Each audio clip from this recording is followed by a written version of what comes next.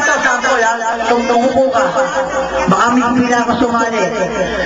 The boat is sinking, halimbawa kasi ito yung isang barko, tapos kailangan nila magbawas ang isa dahil baka pumasak yung barko at malunod yung isa, kailangan tulak nila yung isa.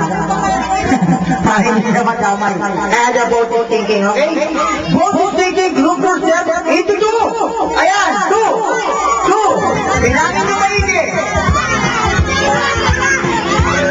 Nandalawa kayo, mag-awa kayo ha. Itignan natin kung tama ang ginagawa nyo.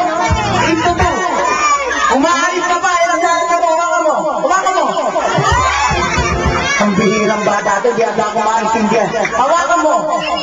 Kailangan nakaawa ka. Hawakan mo. Ito, magaganda niya. Hindi na iniiya sa'yo. Ito, naiiya ka sa maganda. So, talaga,